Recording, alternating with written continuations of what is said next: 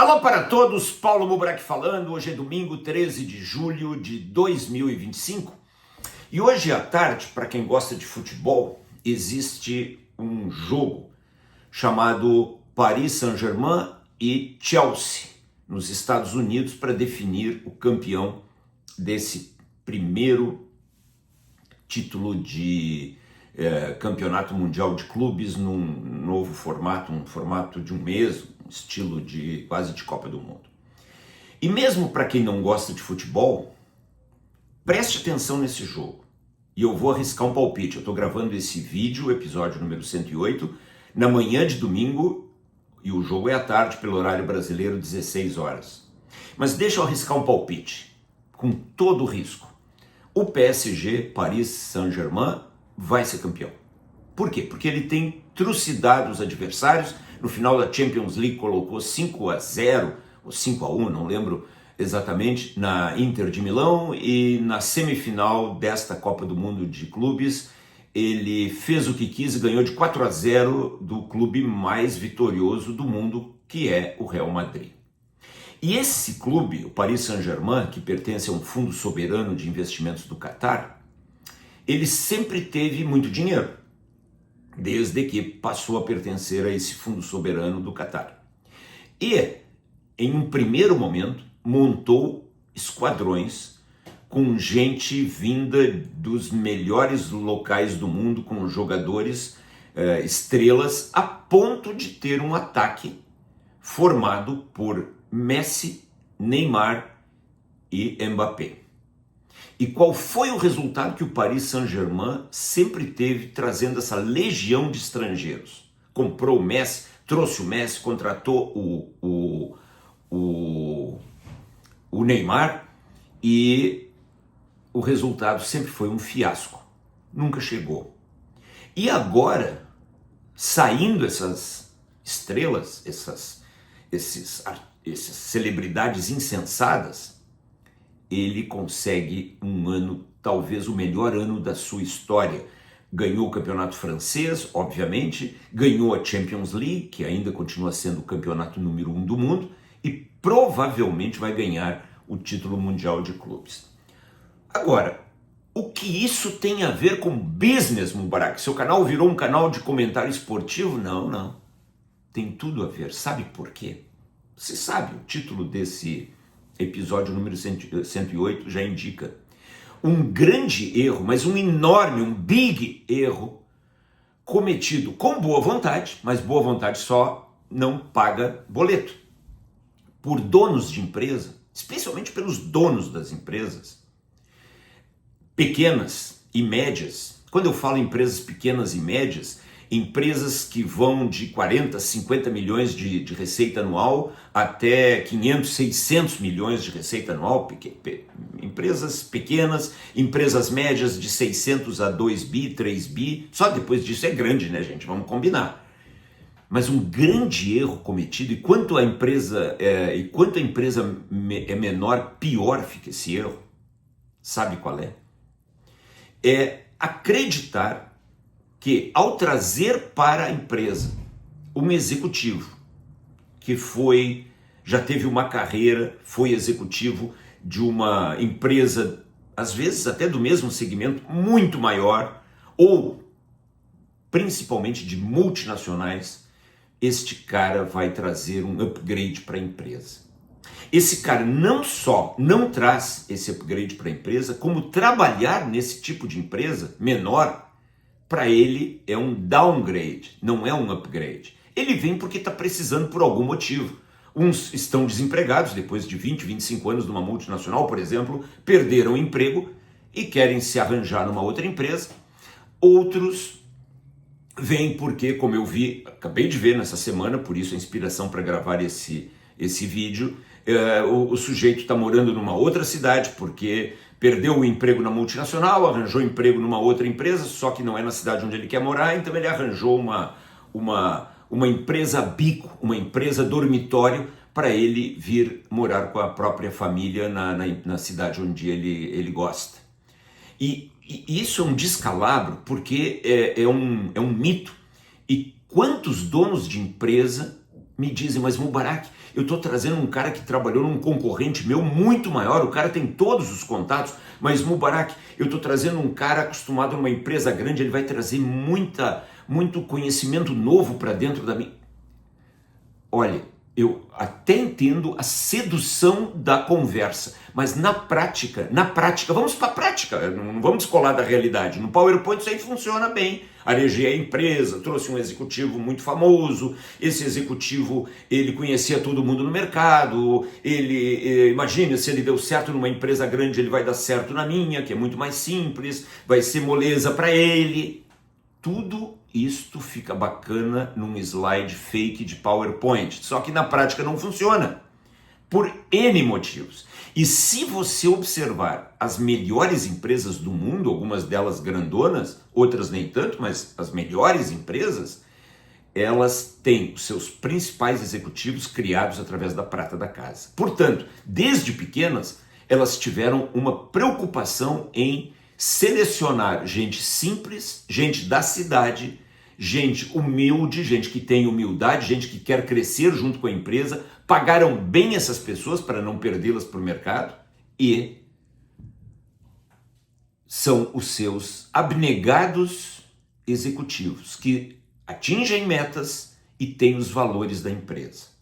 Quando você junta uma legião estrangeira, por mais bonita que fique a estrutura num PowerPoint, por mais belos que sejam os currículos, você vai estar dando um tiro no pé. Então, esse episódio, ele é um conselho para pequenos e médios empresários. E o conselho é: não traga executivos de empresas maiores ou de multinacionais. Aliás, deixa eu falar algo que eu posso até me incomodar, que obviamente não vale para 100% das pessoas, mas tem a sua lógica baseada na prática, não na teoria, na prática. Multinacionais, vamos falar do ambiente brasileiro. Multinacionais no Brasil são um ninho de idiotas. Ah, mas o Mubarak está ofendendo todos os executivos de multinacionais? O Mubarak está dizendo que todos os executivos de multinacionais são idiotas? Não estou dizendo isso. Não usei a palavra todos, mas eu disse que multinacionais no ambiente brasileiro são ninhos de idiotas, são ninhos de executivos que cresceram muito menos colocando a mão na massa e muito mais fazendo política, porque à medida que uma empresa cresce, e quem conhece multinacionais sabe, a empresa ela vai perdendo aos poucos os traços de empresa privada e vai se transformando num arremedo perigoso de empresa estatal. E em uma empresa estatal, assim como nessas big multinacionais privadas, vai prevalecendo para subir na carreira muito mais a capacidade política, muito mais a capacidade de articulação nos gabinetes dos poderosos, muito mais, sendo claro, o puxa-saquismo do que exatamente o mão na massa. E um cara desses que tem uma carreira de 25 anos. Pode ser que lá no início da carreira ele fosse muito bom, mas aos poucos ele teve que perder as suas características operacionais, as suas características mão na massa e ser muito político. Aí ele cresceu. E aí, como ele está numa big empresa, ele tem uma puta estrutura por baixo dele. Só que um dia, por um motivo ou outro, chegou o final da jornada deste cara na sua multinacional. E aí aparece sempre um trouxa de uma empresa pequena, de uma empresa média, que acha que este cara que agora está viciado em política, está viciado em PowerPoint, está viciado em subjetividades, vamos definir as estratégias, vamos definir os skills. Rapaz, eu ouvi esses dias uma frase de um dono de empresa que valeu ouro puro. Ele disse para um consultor, na minha frente: rapaz, você vai definir técnicas de governança para nossa empresa, uma empresa de 500 milhões mais ou menos, mas lembre-se que você não está e eu nem vou dizer o nome da multinacional para não fazer qualquer quebra de confidencialidade, mas não é a Tesla, mas é como se ele dissesse: lembre-se que você não está na Tesla. Não é a Apple, mas é como se ele dissesse: lembre-se, você não está na Apple. Não é a Toyota, mas lembre-se, é como se ele dissesse, lembre-se, você não está na Toyota, você está numa empresa de 100 milhões de dólares, você não está numa empresa de faturamento anual de 200 bilhões de dólares, 80 bilhões, 100 bilhões de dólares. Ontem, um experiente profissional de vendas me disse num evento onde nós dois participamos, ele disse, tal empresa, Mobra, como se fosse Apple, Google, Toyota, não era nenhuma dessas, mas é uma desgraça entrar lá, porque o que tem de gente arrogante em vendas, o que tem de gente arrogante em supply, que nem recebe mais nenhum fornecedor, só quer projetos grandes, executivos que estão já com a barriga cheia, que se acham a última bolachinha do pacote, que não estudam mais, passaram os últimos 10 anos fazendo apenas política, não colocando a mão na massa, e abaixo deles, para que as coisas funcionem, eles aí sim, eles têm equipes e equipes, eles têm estrutura de TI, eles têm estrutura de RH, eles têm estrutura jurídica, eles não sabem mais nem fazer xixi sozinhos. Esta é a verdade. Eu listei 8 pontos muito rápidos para resumir o que eu estou dizendo agora. Nunca, empresário, contrate um executivo de uma empresa maior do que a sua, de uma multinacional. Você vai bagunçar o organograma da sua empresa. Nunca faça isso. O que você deve fazer é desenvolver gente da casa, prospectar talentos que estejam PhD, pobres, honestos e doidos para ficarem ricos, doidos para crescer com a sua empresa, doidos para ter uma grande oportunidade na vida. Pague bem, porque se eles forem realmente talentos, você vai perdê-los para o mercado se não pagar bem. Mas crie essas pessoas com seus valores, com os valores dos fundadores da sua empresa. Não bagunce o seu organograma. Ponto número 1. Lápis e papel na mão, porque lá vem conhecimento. Este executivo que vem de fora, ele vai ter muita dificuldade de adaptação no contexto. Ele agora está numa outra estrutura. Multinacionais funcionam da mesma forma que uma empresa que fatura 40 milhões, 100 milhões, 150 milhões, 200, 300, 400... mas é óbvio que não. A começar pela estrutura, a começar pela necessidade que essas empresas têm de gente que coloque a mão na massa e não de gerentinhos insensatos que fiquem fazendo PowerPoints e cagando regras absurdas em salas de conselho. Essas empresas nem querem, nem têm e nem deveriam ter conselho. Eu sempre digo, não tenha conselho de administração. No máximo você pode contratar 2 ou 3 pessoas para ajudarem você como consultores qualificados, que até podem participar de reuniões com a diretoria. Se você quiser, se você sente bem, até chame isso de conselho, mas não é. Executivos de empresas gigantes têm muita dificuldade de se adaptar ao contexto de uma empresa menor. E olha que eu estou colocando nessa menor, é empresa de 1 bilhão, 500 milhões, onde eu não preciso muito de gerentes, não. Eu preciso de analistas, eu preciso de operadores, eu preciso de vendedores, eu preciso de compradores, eu preciso de gente que execute. E tem 2 ou 3 que devem ser os donos auxiliados por consultores que vão formular a música através da qual todos na empresa vão dançar. Custo fixo elevado, você vai trazer um cara que vai ganhar muito mais do que a sua equipe. Então você vai trazer um cara que não vai agregar nada, vai bagunçar o seu organograma e custa caro. 3, a visão corporativa, esse sujeito está acostumado em corporações, em burocracia, em lentidão. Ela vai estar completamente desalinhada de uma empresa menor que quer rapidez e agilidade, precisa disso. 4, falta de experiência em ambientes onde ele tem que colocar a mão na massa, em ambientes enxutos, ele vai ter que fazer uma planilha, ele vai ter que fazer ligação para cliente, ele vai ter que colocar o pé na estrada, ele não vai ter quem faça por ele. 5, baixa flexibilidade para desaprender. Você sabe que na sexta-feira agora, eu e a dona de uma empresa, filha do fundador, nós tivemos uma reunião com um possível candidato a essa besteira, de trazer E foi uma das piores reuniões, mas assim, serviu para me inspirar para fazer um vídeo desse. Um executivo arrogante, e nós dissemos, você tem que vir aqui para a empresa para ser gerente, mão na massa de uma unidadezinha pequena da empresa, porque nós não queremos bagunçar o organograma. E o cara ficou ofendido, praticamente desligou o botão da reunião virtual na nossa cara. Imagina esse cara no dia a dia.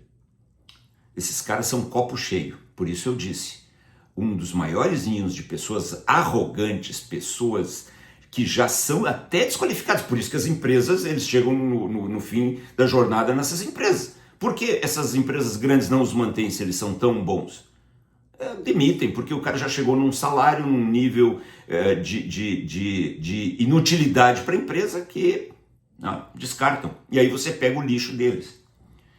Sexto ponto, conflito cultural. A cultura dessas empresas é muito diferente de uma multinacional, como eu disse, que se aproxima de uma empresa estatal, e essas empresas menores são empresas raiz, são empresas privadas raiz. Sétimo, expectativa de resultado desalinhada. Esse cara vai querer trabalhar com budgets, com brands, com skills, cheio de palavras em inglês, cheios de jargões em inglês, mas que ridículo, que ridículo. E oitavo, você ainda vai ter um efeito colateral muito perigoso se você insistir neste atalho. Você vai desmotivar toda a sua equipe interna, porque quando você tem um cargo para ser ocupado, invista no pessoal de casa, porra! Porque você fica sonhando, você é o Paris Saint-Germain de há alguns anos atrás. Eu vou trazer o Neymar, eu vou trazer o Messi. Foram lá ganhar dinheiro, cagaram para a sua empresa, cagaram para o Paris Saint-Germain. Agora com a meninada, agora com o treinador, como ele disse, quando o Mbappé saiu, ele foi o último dos moicanos, ele conseguiu colocar o seu esquema de jogo, porque daqui a pouco ninguém obedecia mais o próprio treinador.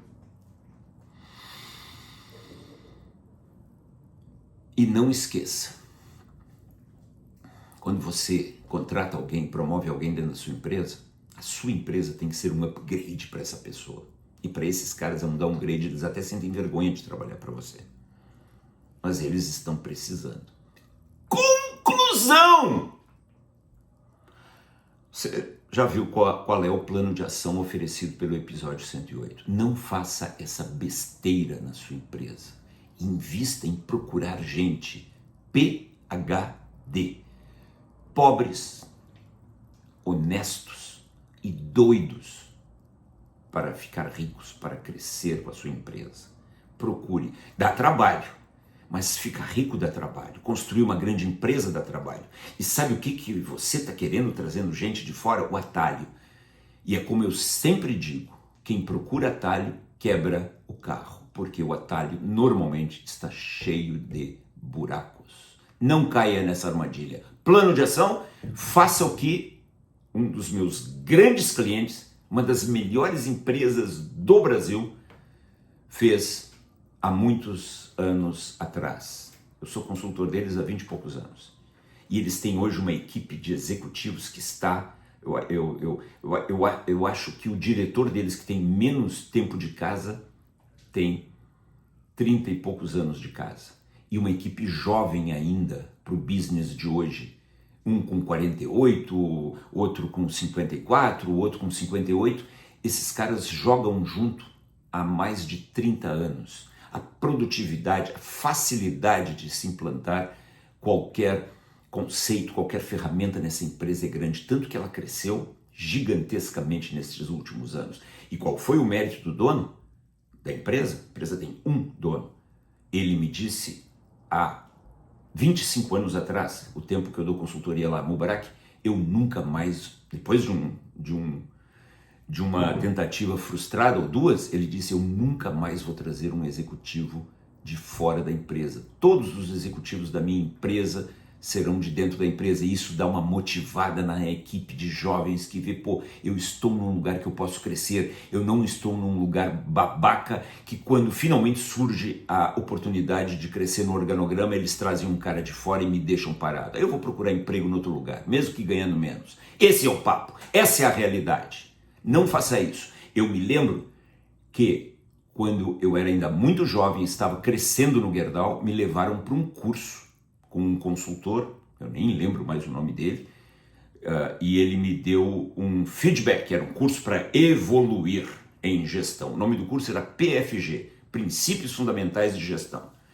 E ele me disse: Mubarak, você é zero de política, você é honesto demais, honesto demais, você é franco demais, você, para crescer no Gerdau, um ambiente corporativo, um ambiente já de multinacional, um ambiente de empresa grandona, ele me disse com todas as letras: você precisa ser muito, muito, muito mais político.